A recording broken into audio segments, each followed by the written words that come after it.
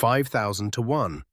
Those were the odds every bookmaker in England offered at the start of the 2015 to 2016 Premier League season, 5,000 to 1 that Leicester City would win the title. To put that in perspective, you had better odds of finding Elvis Presley alive, or of Simon Cowell becoming Prime Minister. The bookmakers didn't think it was unlikely. They thought it was impossible.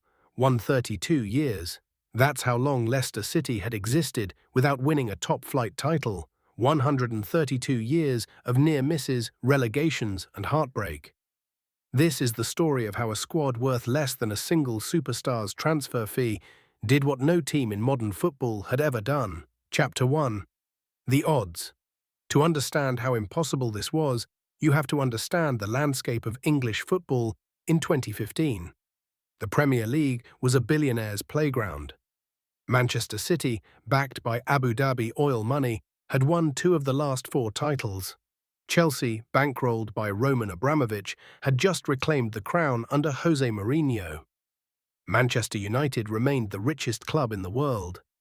Arsenal had Arsène Wenger and a brand new stadium paid for by Champions League revenue. And then there was Leicester City. Their entire squad had been assembled for roughly £25 million. That's less than what Manchester City paid for a single backup defender. Their total wage bill was the 17th highest in the league, 17th out of 20. Claudio Ranieri had been appointed manager in July 2015, and the reaction was, at best, skeptical. Gary Neville called the hiring uninspired. Jamie Carragher tweeted a single laughing emoji. Ranieri had been sacked by Greece after losing to the Faroe Islands, a team of part-time fishermen and teachers. His last stint in England had ended with Chelsea fans singing Ranieri out more than a decade earlier. But here's the thing about Claudio Ranieri.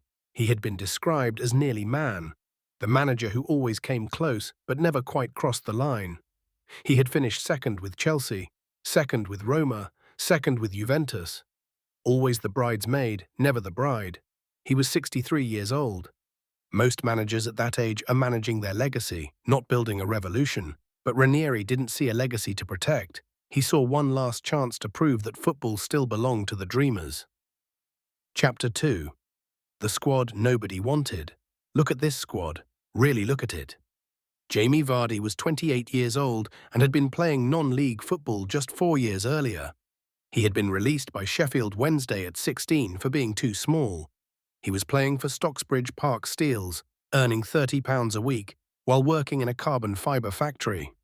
He had been fitted with an electronic tag for an assault conviction and had to leave training early to be home before his curfew.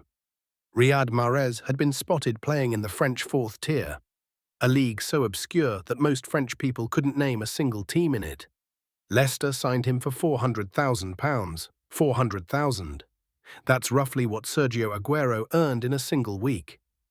N'Golo Kanté had been playing for Caen in France. He was so small that scouts routinely dismissed him. His own manager at Caen said, "You'll see, he's not big enough." Leicester paid £5.6 million for him. Manchester City's bench that season cost more than £300 million. Wes Morgan, the captain, was 31 and had spent most of his career in the 2nd tier. Kasper Schmeichel was the son of a legend, but had never established himself as a starter at any top club. Leonardo Ulloa, the backup striker, had been playing in Spain's 2nd division. This was not a squad of champions. This was a squad of afterthoughts, of rejects, of men who had been told, at every level, that they weren't good enough. But here's what made this team special. And this is the part that no scout could measure. Every single one of them had something to prove. And when you put together 11 men with something to prove, you don't get a team. You get a fire. Chapter 3. The Manager. Ranieri didn't try to reinvent this team. He didn't impose a complex tactical system or demand total possession football. What he did was something far more radical. He listened. He walked into the dressing room and asked the players what they wanted. They told him they wanted to run, they wanted to press. They wanted to counterattack with speed and fearlessness. Ranieri, the man who had spent his career chasing beautiful, possession-based football, looked at this squad and said one word. Okay. He simplified everything. He kept the defensive shape that his predecessor Nigel Pearson had built. A flat back four, two banks of four, compact and disciplined. But he added one crucial instruction. When we win the ball, run. Run like your life depends on it. He gave Vardy license to chase every ball. He gave Mahrez freedom to dribble at defenders without restriction. He gave Kanté permission to cover every blade of grass on the pitch. And he gave the entire team something no tactics board could provide. Belief. Ranieri's famous phrase that season was dilly-ding, dilly-dong. His way of telling players to wake up, to stay focused, to stay alert. It became a rallying cry. It was printed on T-shirts. It was chanted in the stands. But what it really meant was something deeper. Stay humble, stay hungry, and never ever think you've arrived. Because in football, the moment you think you've made it, that's the moment you lose. Chapter 4. The run begins.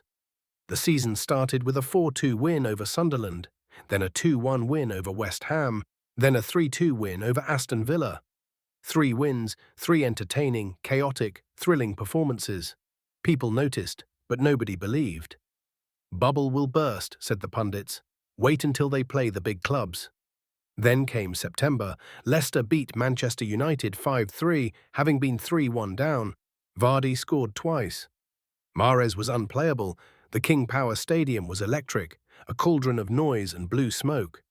For the first time, the football world didn't just notice Leicester, they feared them. But here's the thing about momentum. It's fragile. One bad week, one injury, one moment of doubt, and the whole thing can collapse like a house of cards. And in November, it nearly did. Leicester lost 3 of 4. The skeptics nodded knowingly. Told you so. But Ranieri didn't panic. He adjusted. He tightened the defense. He reminded his players, in that gentle grandfatherly way of his, that they had nothing to lose. That nobody expected them to be here. That every game from now on was a gift.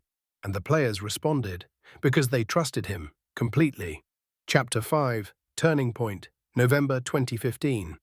Jamie Vardy scored in 11 consecutive Premier League matches, breaking Ruud van Nistelrooy's record. 11 games, 11 goals. The man with the electronic tag, the factory worker, the non-league reject, was now the most lethal striker in England. But the true turning point came on December 14th. Leicester were top of the table at Christmas, a position that statistically meant very little. 7 of the last 10 teams top at Christmas had gone on to win the title. But those were big clubs with big budgets. Leicester were supposed to fall away. They didn't. They beat Liverpool 2-0 on Boxing Day. They beat Manchester City 3-1 at the Etihad in February, a result that made the entire country sit up and say, "This is real. This is actually happening." Mahrez by now had 10 goals and 7 assists. He was being linked with Barcelona, with Real Madrid, with every superpower in Europe. The PFA Player of the Year award was coming, but Mahrez, like the rest of this team, didn't look at the headlines. He looked at the next match, because Claudio Ranieri wouldn't let them look anywhere else. Chapter 6, The Title Race begins. February 2016, Arsenal, Tottenham, Manchester City, all within touching distance. The pressure was suffocating. Every press conference, every interview, every fan on the street. The same question, can you actually win this? Ranieri's answer never changed. One game at a time. He said it so often, it became a joke. But it wasn't a joke. It was a philosophy. It was the only way a squad like Leicester's could survive the weight of what was happening. The players bought in completely. There were no ego trips, no locker room divisions, no leaked stories to the press. This was a team in the truest sense. 11 men who would run through walls for each other, for their manager, and for the city on their chest. In April, Tottenham closed the gap to 5 points. The nerves were unbearable. Leicester needed to win, not just for the title, but to prove that they belonged, that they weren't a fairy tale that would fade, that they were real, and they won, again, and again, and again. Chapter 7, The Final Stretch. May 2nd, 2016. Leicester City versus Manchester United at Old Trafford. A win would put them on the brink. The entire country was watching. The entire world was watching. This wasn't a football match anymore. This was a referendum on whether dreams still mattered. Leicester won 1-0. Wes Morgan, the captain, the man who had spent his career in the lower leagues, scored the goal. A header from a Christian Fuchs cross. It wasn't beautiful, it wasn't elegant, it was a centre-half throwing his body at a football because nothing else mattered except getting it over the line. But the title wasn't won yet. They needed Tottenham to drop points. And so, 2 weeks later, on May the 2nd, the entire city of Leicester gathered around televisions, in pubs, in living rooms, in the stadium itself, to watch Chelsea play Tottenham at Stamford Bridge. Chapter 8. The night the world stopped. The match was a war. Tottenham, chasing their first title since 1961, needed to win. Chelsea, the defending champions, had nothing to play for but pride. What followed was one of the most brutal, emotional, chaotic matches in Premier League history. Tottenham led 2-0, then 2-1. Then Chelsea equalised, Eden Hazard in the 83rd minute, with a curling finish into the top corner. Gary Cahill had made it 2-2. The final whistle blew. Tottenham had drawn. Leicester City were champions of England. The scenes were unlike anything English football had ever seen. Fans crying in the streets, players weeping in the dressing room. Claudio Ranieri, the nearly man, the man nobody believed in, standing in the centre of the pitch with his arms raised, tears running down his face, while 32,000 people sang his name. Kasper Schmeichel, the son of Peter Schmeichel, who had won titles with Manchester United, said through tears, "My old man won everything, but he never won anything like this. Nobody has." 5,000-1, the longest odds ever offered on any sporting event. And Leicester City had beaten them. Not with money, not with superstars, but with belief, with unity, and with a manager who dared to dream when the entire world told him not to. Epilogue. The lesson. In the years since, Leicester's title win has been called a miracle. A fluke, a once-in-a-lifetime event that will never be repeated. And maybe that's true. Maybe we will never see anything like it again. But that misses the point. The lesson of Leicester City is not that miracles happen. It's that miracles are built. One pass at a time, one run at a time, one belief at a time. It's that a squad of rejects, led by a manager nobody wanted, can achieve something that no amount of money can buy. Because football doesn't care about your budget. It doesn't care about your reputation. It doesn't care about what the odds say. Football cares about what you do with the 90 minutes in front of you. Claudio Ranieri once said, "I am the thinking man's manager." But in the end, he didn't overthink it. He simply believed, and he made 11 other men believe with him. 5,000-1. Those were the odds.